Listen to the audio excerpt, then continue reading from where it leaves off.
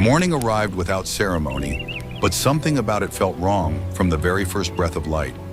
The desert should have been loud by now, birds testing the air, insects waking the low rustle of movement, signaling another ordinary day of survival. Instead, the land held its breath. A thin, pale sunrise stretched across the horizon, painting the sand in muted gold, and beneath a lone mesquite tree, 3 newborn lion cubs lay pressed together, impossibly small, against a world already too vast for them. They had been born only hours earlier. Their fur was still dark and clumped in places, their eyes sealed shut, their bodies twitching in weak, uncertain rhythms. Every few seconds, one of them released a faint sound, not quite a cry, more like a question whispered into the air. Then silence again. The kind of silence that doesn't comfort, but warns. A few feet away stood their mother. Her name known only to the researchers who tracked her was Luna. She was young, stronger coat that colored sun bleached built for precision. By every rule written into bone and instinct, she should have been curled around her cubs, now shielding them, cleaning them, offering warmth before the sun could turn cruel. That was how it always went. That was how it was supposed to go. But Luma wasn't lying down. She stood perfectly still, sides rising and falling too quickly, ears flicking at sounds no one else seemed to hear. Her eyes rested on the cubs, yet something in her gaze felt distant, unsettled, as if she were looking past them rather than at them. The desert breeze lifted her whiskers, carried the scent of new life, and still she did not move. Minutes stretched. The sun climbed higher. The cubs wriggled closer together, drawn by instinct to warmth that wasn't there. One lifted its head with visible effort, mouth opening in a fragile, broken sound before its strength gave out. Another pawed blindly at the sand, searching for fur, for heartbeat, for something familiar. The third, smallest of all, barely stirred, its breathing shallow and too fast. Luma took a step. It was subtle, almost easy to miss. Her paw pressed into the sand shoulders, rolling with the practiced grace of an animal built to move forward. She paused just for a heartbeat. In that hesitation, there was something that made the air feel heavier, like a warning no one could name yet. Then she took another step, and another. She did not look back. From a distance, it might have looked like indifference, but indifference has a lightness to it, a lack of weight. This was something else. Luma moved with the quiet certainty of a body following rules. Her mind could no longer reach, carrying a burden no one else could see. She passed into the taller grass, her shape thinning, dissolving into the land until she was gone. The mesquite tree stood alone. Beneath it, 3 lives were suddenly unprotected. In a small control room tucked into the edge of the reserve, screens glowed softly as the scene unfolded in real time. Mara, a field technician, barely into her 30s, leaned forward until her knuckles pressed white against the console. She didn't speak at first. She couldn't. Her eyes were fixed on the image of the cubs, now fully exposed as the shadow beneath the tree shrank. "Is she leaving?" she finally asked, though her voice carried the answer already. Dr. Ethan Cole, the reserve's senior wildlife biologist, stood beside her, arms crossed tightly. He had spent decades studying predator behavior, documenting patterns that rarely surprised him anymore. Still, his jaw tightened as he watched Luma disappear from the frame. "She's walking off," he said quietly. "No circling, no return." "That doesn't make sense," Mara whispered. Ethan exhaled slowly. "Sometimes it does." The sun edged higher, and the sand began to warm too fast. Heat in this part of the country didn't arrive gently. It climbed, settled, and pressed down without mercy. A hawk circled overhead, patient and silent.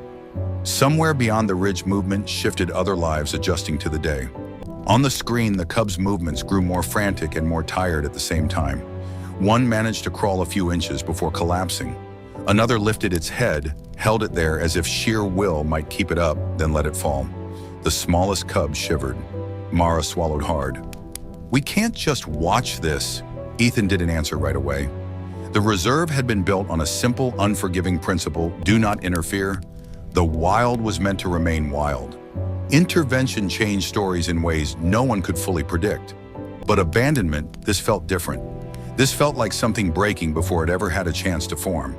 "There's one more variable," Ethan said at last. Mara turned toward him. "What?" "The male." The word landed heavy between them. The dominant male of the pride was known as Orion. 8 years old, massive, A lion shaped by conflict and victory, his dark mane thick around his shoulders like a living storm. He patrolled the reserve with confidence earned over years of holding ground, driving off rivals, enforcing invisible boundaries, written into scent and memory. And if he finds them, Mara asked, her voice barely above a breath. Ethan's eyes returned to the screen. That depends on what he decides they are. As if summoned by the thought, the camera shifted to a wider angle. In the distance, a large shape rose from the shade of a rocky outcrop. Orena shook dust from his mane and turned his head toward the faint sounds drifting on the wind, sounds so weak they barely existed, yet somehow carried far enough to matter. He began to walk. Each step was unhurried. He didn't need speed. The land belonged to him. The sun rose behind his frame, outlining him in golden shadow, making him look almost unreal, less an animal, more an omen. "No," Mara whispered. Ethan's hand hovered near the radio. His instincts screamed conflict, calculation, consequence. On the monitor, Orion crossed open ground, closing the distance with steady inevitability. The cubs, blind and desperate, squirmed beneath the mesquite, unaware of what approached. By every law of nature, this moment should have meant the end. Orion slowed as he reached the edge of the tree's shadow. He stopped less than 10 feet from the cubs. From this distance, the contrast was brutal, his massive body towering over 3 lives so small they barely seemed real. His shadow crept forward, swallowing the sand inch by inch. The smallest cub lifted its head one last time and released a thin sound that barely survived the air. In the control room, no one spoke. Ethan's voice, when it came, was barely audible. This is where instinct decides. Orion lowered his head. The desert went still, and in that silence, something irreversible waited to happen. Orion stood at the edge of the mesquite's shadow, and the world narrowed to the space between his paws and the 3 trembling bodies beneath the tree. From the control room, the cameras captured every detail with merciless clarity. The slow rise and fall of his chest, the way his mane stirred faintly in the warming air, the cub's tiny movements, too weak to flee, too instinctive to stop trying. This was the moment every biologist learned to recognize, the moment where probability hardened into expectation. Male lions did not linger over unattended cubs. They assessed, they acted, they removed weakness from the equation. Mara felt her stomach knot as Orion lowered his head, his massive skull descending inch by inch until his breath stirred the fine dust around the cubs. She could almost hear it through the speakers, the soft exhale, heavy and warm, carrying the scent of dominance and finality. "Oh God," she whispered, her hand covering her mouth. "This is it." Dr. Ethan Cole did not look away. His eyes were locked on the screen, trained by decades of fieldwork to observe even when observation hurt. "Stay with it," he said quietly, more to himself than to her. "If it happens, we need to understand how." Beneath the tree, the largest cub reacted first. Drawn by movement and sound, it wriggled blindly toward Orion's shadow mouth, opening and closing in a reflex older than fear. Its tiny body bumped against the sand, then stilled, exhausted by the effort. Orion did not move. Seconds passed, then more. The cub's faint sounds blended with the soft whisper of wind moving through dry grass. Somewhere in the distance, a cicada buzzed, then fell silent, as if the land itself was waiting to see which rule would be obeyed. Orion's nostrils flared as he inhaled again. This time, it was deliberate. He was reading the story written in scent, alone, new life hunger. The lingering trace of Luma's milkless body, sharp with stress and absence. Recognition in itself meant nothing. Fathers recognize cubs all the time. Recognition did not guarantee mercy. Mara's chest burned as she forced herself to breathe. "He knows they're hers," she said. "Yes," Ethan replied. "And that makes it worse, because knowledge didn't obligate care. In the logic of the wild unattended cubs were liabilities. They drew predators. They weakened hunting efficiency. They destabilized the pride. Eliminating them was not cruelty, it was correction." Orion shifted his weight. The movement was subtle, but it sent a jolt through everyone watching. His muscles tightened beneath his coat power, coiling and ready. His jaws parted slightly, teeth catching the light. This was the moment that usually came next, the swift, decisive act that ended uncertainty. Mara squeezed her eyes shut for half a second, then opened them again. She couldn't not watch. Instead of lunging, Orion sat. The motion was controlled, unhurried, almost deliberate. His massive body lowered into the sand with a quiet finality that felt heavier than violence would have. When his hindquarters settled, his shadow rolled forward like a living thing, covering the cubs completely. The temperature beneath the tree dropped instantly. The cubs reacted before anyone else could process what had happened. Their movements changed, not frantic now, but seeking. One crawled clumsily toward the nearest solid warmth and pressed against Orion's foreleg. Another followed, nose brushing fur. It had no concept of only need. The smallest cub let out a thin sound and went still, its breathing shallow but steadier. Mara gasped, the sound sharp in the quiet room. He's sitting with them." Ethan leaned closer to the screen, disbelief threading through his professional calm. "He hasn't committed," he said carefully. "Not yet." But something had shifted. Even without touching them, Orion had altered the equation. The cubs were no longer fully exposed. They were no longer alone under the sun. For the first time since Luma walked away, something larger than themselves had acknowledged their existence. Orion remained seated, unmoving. His head lifted slightly, gaze sweeping the open land beyond the mesquite. His posture wasn't relaxed, it was alert, watchful. The stance of something guarding, though no one in the room dared name it that yet. "Why would he do this?" Mara whispered, her voice trembling. "It doesn't make sense." Ethan shook his head slowly. Territorial instinct, sensory curiosity, temporary tolerance. Any of those could explain the pause. None of them explained why Orion stayed. Minutes passed. The sun climbed higher, but the cubs remained in shade, their breathing evening out, as the immediate threat of heat receded. One of them shifted, pressing more firmly against Orion's leg. The contact was accidental, clumsy, born of exhaustion rather than intent. Orion stiffened. Mara's heart slammed against her ribs. This was the line. This was where tolerance ended and correction began. She had seen it before in other prides, other reserves, other recordings archived with clinical detachment. But Orion did not snap. He did not stand. He did not retreat. He stayed still. That choice to not correct, to not pull away from the discomfort of proximity, settled something unspoken. This was no longer a pause. It was allowance. In the control room, Ethan lowered himself into a chair without realizing he had done so. "This isn't momentary," he said quietly. "He's committing time." Mara's eyes burned. "But they'll die anyway," she said. "Shade isn't milk." As if on cue, hunger announced itself. The largest cub lifted its head again, mouth opening and closing against Orion's fur in a reflexive search. Its tiny paws kneaded weakly at nothing. The second cub followed, drawn by the same instinct, while the smallest shivered and let out a sound so faint it barely existed. Orion's muscles tightened visibly. His ears flattened, then lifted again. This was a problem with no solution instinct could provide. Shade could slow death. Warmth could steady breath. Neither could feed.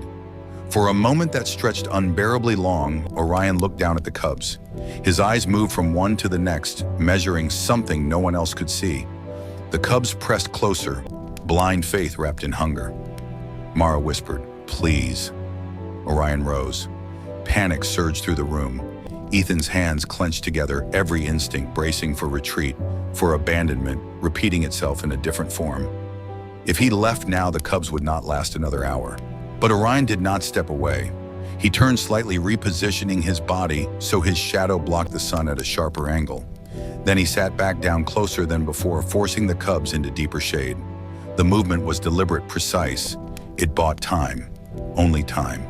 In the distance, something shifted beyond the camera's range. The land did what it always did when weakness appeared, it noticed. Scavengers moved. Other lionesses lifted their heads. The cost of staying was rising with every second. Orion lifted his head and released a low sound. It was not a roar. It carried no threat. It was a deep vibration shaped to travel, rather than intimidate, rolling across the desert floor, like a question sent outward. Mara felt a chill run through her despite the heat. "What was that?" Ethan swallowed. "That wasn't dominance," he said. "That was a call." The sound faded into the open land, leaving behind a silence heavier than before. Under the mesquite, the cubs remained pressed against the edge of Orion's shadow, their movements slower now, guided less by panic and more by instinctive seeking. They did not know what had changed, only that death had not arrived yet. And so they waited, tiny bodies breathing in fragile rhythm, while the world beyond the tree decided whether Orion's choice would be answered or punished. The sound Orion sent into the land did not fade quickly. It traveled low and steady, threading through brush and stone, slipping into shaded pockets where heat lingered and ears were always listening. It was not the roar that announced dominance or challenged rivals. It carried no violence. It carried need. In the control room, the monitors showed the cubs pressed tight against the curve of Orion's body, their small chests fluttering as if unsure whether breathing was still safe. The shade he offered held, but hunger was beginning to sharpen their movements. One stirred again, mouth opening and closing, a fragile insistence building with each wasted motion. Mara's voice was barely above a breath. "He knows," she said. "He has to know this won't be enough." Dr. Ethan Cole did not answer immediately. He watched Orion's posture with the focus of someone reading a language without words. "Yes," he said finally. "And that's why this matters, because knowing did not stop Orion." Time passed differently now, not in minutes, but in costs. Every second he stayed increased the chances that something else would notice. Hyenas rival males, even the pride itself. The rules of the wild were not cruel, but they were efficient. Orion had already disrupted them once by staying. Whatever came next would define whether that disruption hardened into consequence. Orion shifted again, more deliberately this time. He lowered himself onto one side, not sprawled, not careless. He bent his foreleg and extended his hind leg, shaping his body into a curved barrier of muscle and fur. The cubs reacted instantly. Blind and desperate, they followed the steady rise and fall of his chest, crawling until they found the deepest pocket of warmth. One pressed against his chest. Another rested along the inside of his foreleg. The smallest rolled until its back touched his belly and then stopped moving altogether, conserving what little strength remained. Mara's hand flew to her mouth. "He's lying with them." Ethan leaned forward, eyes narrowed. "He's positioning," he said, disbelief threading his voice. "That's vigilance, not rest." Orion's eyes remained open. They scanned the horizon beyond the mesquite, tracking sound and scent with practiced ease. This was not comfort. This was watchfulness. He had not solved the problem of hunger, but he had decided something more dangerous. He had decided to stay long enough for the world to respond. The first response came not as movement, but as awareness. Somewhere beyond the camera's ears lifted, heads turned. The low vibration of Orion's call reached bodies that understood its shape, even if they had never heard it before. Grace was the first to rise. She lay among scattered rocks with two younger lionesses conserving energy through the worst of the afternoon heat. Age had slowed her, slightly silvering her muzzle and deepening the lines around her eyes, but experience lived in her bones. She had raised cubs before. She had lost some of them. She understood the sound Orion had sent out because it was not command. It was invitation edged with urgency. Grace stood stretched once and turned toward the mesquite. The younger females hesitated, exchanging glances, reading cues from posture and scent. Then one by one they followed, not rushing, not alarmed, attentive. Under the tree, the cubs grew restless. Hunger sharpened their movements, turning weak, seeking into clumsy insistence. The largest cub tried to lift itself fully upright and failed, collapsing back into the sand with a soft, breathless sound. The smallest shivered again, its earlier calm slipping away. Orion felt it all. His muscles tightened beneath his coat, not in anger, but in recognition of a problem that demanded more than endurance. He lifted his head and released another sound, longer this time, deeper, shaped to carry farther. In the control room, Ethan exhaled slowly. "He's asking," he said, "not ordering." Mara's eyes flicked between screens as movement appeared at the edge of the frame. Shapes resolved out of heat shimmer, first one, then another, then a third. Lionesses emerged from the distance, their coats pale against dust and sun. Orion saw them before the cameras adjusted. He rose to his feet, mane lifting slightly in the breeze that returned with their approach. He did not block the cubs. He did not retreat from them. He stood where he was, making no attempt to hide what lay beneath the mesquite. Grace stopped several yards away. Her eyes moved from Orion to the cubs and back again. The scent of Luma lingered, strongly unmistakable, threaded with stress and abandonment. Grace's ears tilted backward, briefly, then forward. Understanding passed through her posture, subtle but clear. She advanced another step. Orion did not move to stop her. Instead, he shifted just enough to give her a clear view of the cubs. It was not submission, it was allowance. Grace approached the cubs themselves, her movements slow and careful.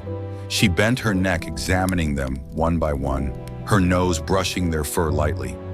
She cataloged their condition with practiced efficiency: heat exposure, dehydration, hunger.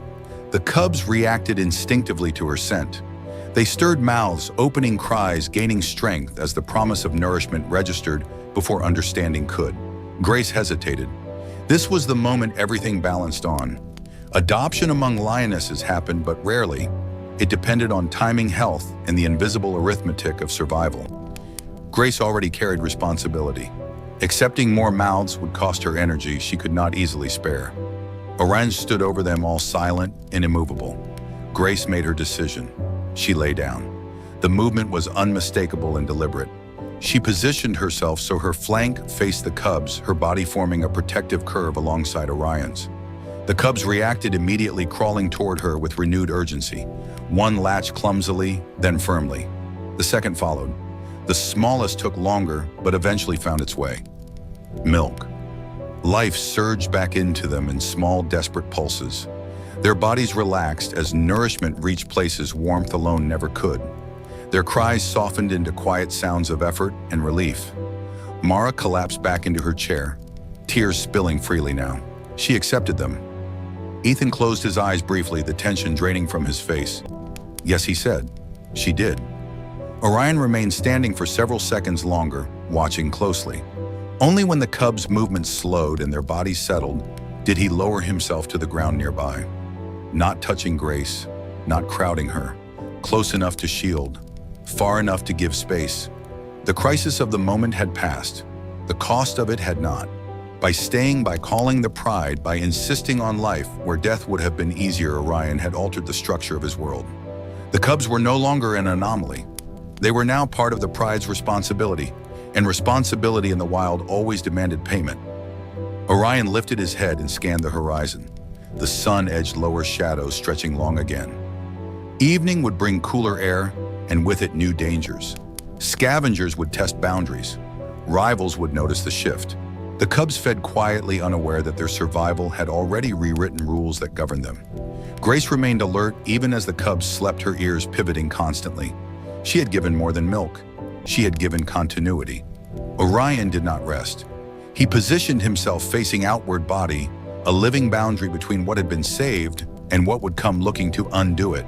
His choice had stopped time for a moment beneath the mesquite. Now time was moving again, and it was moving straight toward him. Night did not arrive gently. It slipped into Red Mesa the way it always did, quiet, efficient, and indifferent to what had been saved beneath the mesquite. Heat drained from the ground in long, patient exhales. Stone remembered the sun but no longer shared it. Shadows stretched, then merged until the land became a map of sound rather than sight. Orion did not sleep. He lay facing outward, his body angled between the nursing lioness and the open desert ears, moving constantly as the dark spoke in fragments. Behind him, Grace remained curled protectively around the cubs. They had fed again before dusk, briefly, just enough to quiet the sharpest edge of hunger, and now slept deeply, their small chests rising and falling in uneven synchrony. They were alive. That truth still felt fragile. In the control room, the monitors glowed softly. Mara sat hunched forward, arms wrapped around herself, as if cold could travel through glass and distance. Dr. Ethan Cole stood nearby, hands clasped behind his back, eyes fixed on the live feed. They had stopped talking much. There were no explanations left to offer, only observation. The first sign of trouble came not as sound but as absence. The insects fell silent. Orion felt it immediately. His body shifted weight, transferring forward, claws flexing into the sand. The night grew too still, the kind of stillness that did not mean peace but preparation. His head lifted, eyes narrowing as he scanned the slope beyond the tree line. Then he smelled it. Not hyenas, something heavier, something familiar in a different, more dangerous way. Male lions, young ones. Two scents overlapping, sharp with hunger and ambition. Brothers most likely recently pushed from their natal pride and searching for territory. Searching for weakness. Orion rose without hesitation. He moved away from the mesquite, deliberately placing distance between the threat and what he protected. Each step carried him farther from the cubs, though every instinct screamed to stay close. This was the first real payment of his choice separation. If the challengers wanted to test him, they would do it here, not there. He climbed a slight rise where his silhouette would cut clearly against the stars. This land is taken. The roar that tore from his chest was not the same one he had given the hyenas earlier. This was deeper layered with years of dominance earned and defended. It rolled across the desert, touching rock and brush, carrying a challenge that did not invite negotiation. The answer came quickly. A roar returned from the darkness, then another higher-pitched, younger, less stable. The sound of lions who believed strength could be measured by numbers alone. Grace stirred beneath the mesquite, her head lifted, ears flattening as she recognized the threat. She shifted instinctively, drawing the cubs closer, shielding them with her flank. One cub whimpered softly, then quieted again as her body pressed lower over them. Orion did not look back. The darkness parted. Two shapes emerged. Their manes were lighter, thinner than Orion's. Their bodies lean with the hunger of exile. They moved with reckless confidence, circling testing angles, gauging fatigue. In the control room, Mara's hands flew to her headset. "They're engaging," she said, voice tight. "Two of them." Ethan's jaw clenched. He's outnumbered. The first lunge came fast. Bodies collided with a force that sent dust into the air, the impact echoing even through the cameras. Orion met it head-on, his weight and experience turning the attack aside. The second male tried to flank him immediately, teeth snapping for an opening. The night exploded with sound, roars, snarls, the brutal percussion of muscle against muscle. Orion pivoted, shouldering one attacker away, while swiping at the other claws, catching fur and drawing a sharp, bright line of pain. He fought not to win, but to hold, not to dominate, but to delay. Minutes stretched into something timeless. The younger males coordinated better than hyenas ever could, alternating attacks testing Orion's endurance. They were fast, they were relentless, and they knew exactly what they were risking because the prize behind him was enormous. Orion absorbed blows that would have sent a lesser lion retreating. His muscles burned fatigue, biting deeper with each movement, but he refused to yield ground. He roared into the face of one attacker, teeth flashing inches from flesh, then spun to drive the other backward with a crushing blow of his shoulder. Blood marked the sand, now not enough to decide the fight, but enough to make the cost real. One of the younger males faltered, shaken by the intensity of resistance he had not expected. The other pressed harder, desperation edging into his movements. Orion seized the opening.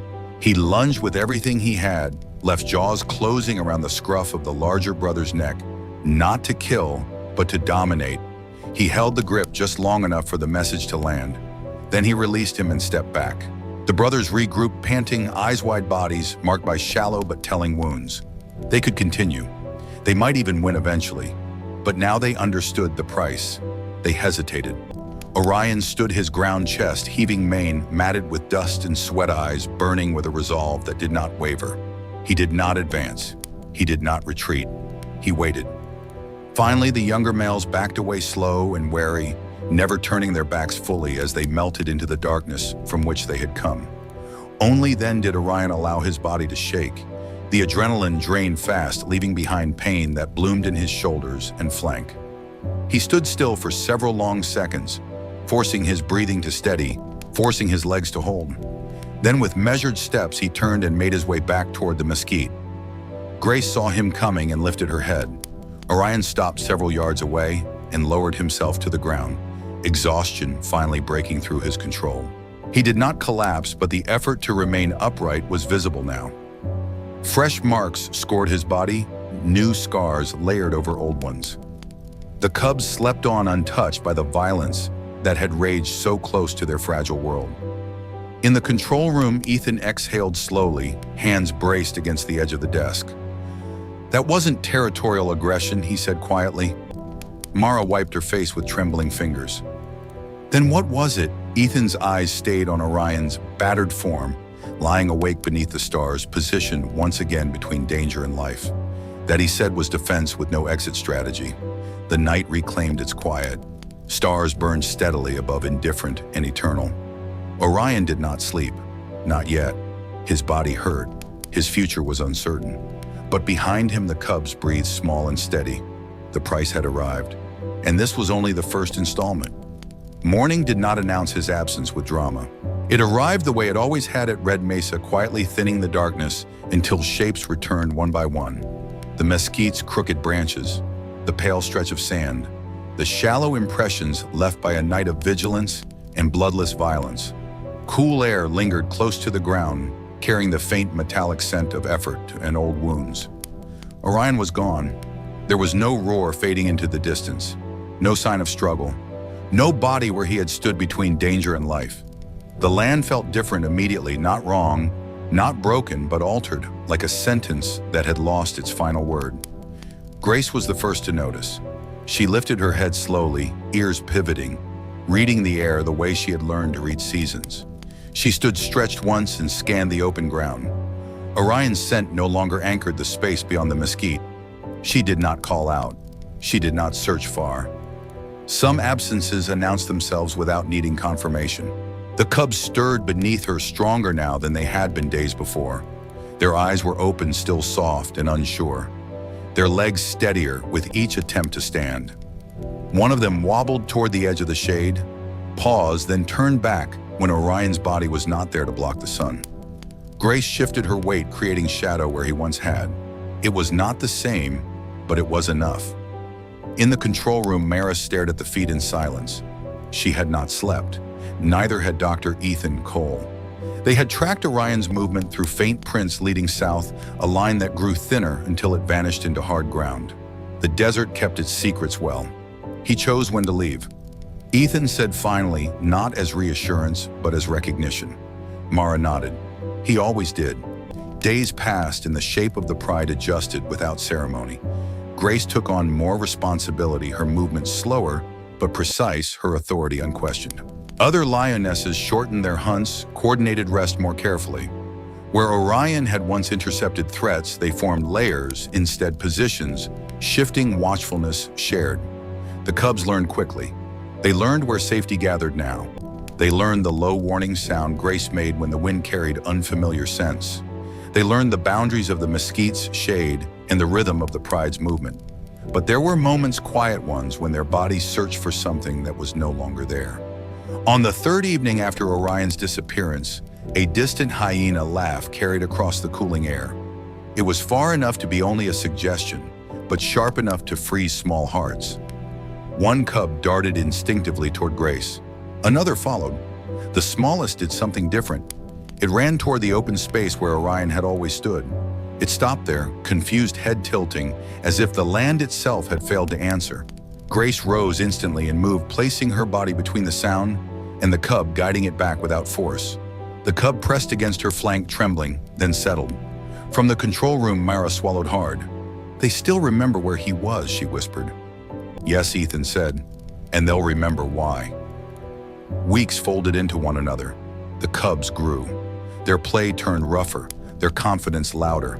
They tumbled in the sand, chased insects, tested their strength against one another. They did not know Orion as a legend or an anomaly.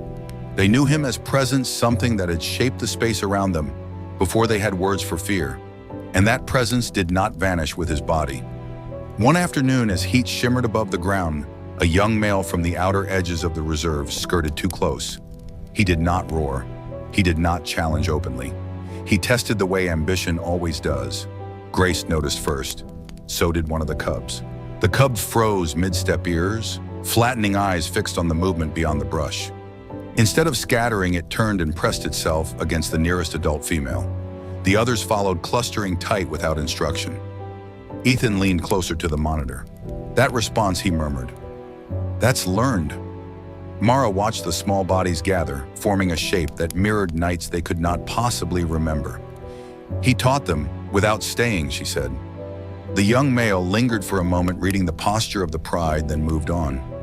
No confrontation followed. No correction was needed. The cost of approaching had been made visible before he ever arrived. Seasons shifted. The land softened, then hardened again. Rain came briefly, then vanished. The cubs grew into adolescence, their paws heavy now, their movements sure. One began to position itself instinctively between its siblings and unfamiliar sounds. Another watched the horizon longer than the rest before resting. Ethan's notes filled page after page. He documented proximity patterns, response times, tolerance for male presence. The data unsettled assumptions he had carried for decades. Cubs raised in this altered structure responded differently to threat. Not with panic, not with blind aggression, but with positioning, with patience. Strength doesn't always rush. Mara said one evening, scrolling through footage. No, Ethan replied. Sometimes it stays still long enough to be learned. Luna appeared once briefly at the edge of the clearing. She did not approach. She did not call. She watched the cubs larger, now steadier, and the structure that had formed without her. There was no confrontation, no judgment. She turned and walked away again, her absence absorbed the same way it had been before. The pride endured. Years later, visitors would stand at the observation platforms and hear guides speak of a morning when a lioness walked away and a father stayed. Parents watched their children grow, quiet eyes wide, absorbing the idea that family could be shaped by decision, not just biology. But the land itself told a truer story. It told it in how the next generation moved, in how they clustered when danger whispered rather than waiting for it to roar, in how one young male lingered closer to the smallest during storms, not because instinct demanded it, but because memory had taught him what absence felt like. Orion did not leave a monument. He left a pattern, and patterns once learned outlive bodies. On a late evening, as the sun bled red into the horizon and shadows stretched long across Red Mesa, the now nearly grown cubs settled beneath the mesquite. One climbed the low rise Orion had once claimed not to challenge, not to declare dominance, but to look. They did not roar. They stayed. And somewhere in the quiet negotiation between land and life, that choice continued to echo softly, stubbornly, long after the lion who made it had gone. In the end, this story was never only about a lion, a lioness, or a few fragile cubs struggling to survive their first days. It was about a choice one made quietly, without witnesses, without applause, and without any guarantee that it would ever be understood. Orion did not stay because instinct demanded it. By every rule written into the wild, he should have left. He should have protected himself, preserved his strength, and moved on. Staying carried a cost.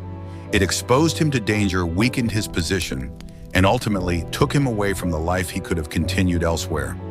Yet he stayed anyway, and in doing so, he changed everything that followed. The most powerful lesson of this story is not found in the moment of sacrifice, but in what remained after he was gone. Orion did not raise his cubs with constant presence. He did not lead them for years or teach them through long seasons. Instead, he shaped them through a single defining act. Staying when leaving would have been easier. That choice became a memory. That memory became a pattern. And that pattern became protection long after his body was no longer there. This is a reminder that impact is not measured by how long we remain, but by how deeply we influence the space we touch. In our own lives, we often believe that if we cannot stay forever, our efforts are meaningless. We hesitate to care to commit or to protect because we fear we will not see the outcome. Orion's story challenges that fear. It shows us that sometimes the most important thing we can do is act with integrity in a single moment and trust that the ripple will travel farther than we ever will. There is also a lesson in how strength is defined. The wild often teaches us that power is loud, aggressive, and dominant. But Orion's strength was quiet. It was restraint. It was patience. It was the ability to absorb risk so others would not have to. True strength, this story suggests, is not about control. It is about responsibility, about choosing to stand between vulnerability and harm, even when no one is watching. For the cubs, Orion became something more than a father. He became a memory that taught them how to respond to fear, not with panic, not with blind aggression, but with awareness, positioning, and unity. In a world that often teaches us to react quickly and selfishly, this story invites us to pause and consider a different response, to stay present, to protect thoughtfully, and to lead by example rather than force. For us as viewers and readers, the message is deeply human. We may not be lions, but we understand the weight of responsibility, the fear of loss, and the quiet courage it takes to stay when circumstances push us to walk away. Whether as parents, mentors, friends, or strangers who choose kindness in a critical moment, we all leave patterns behind.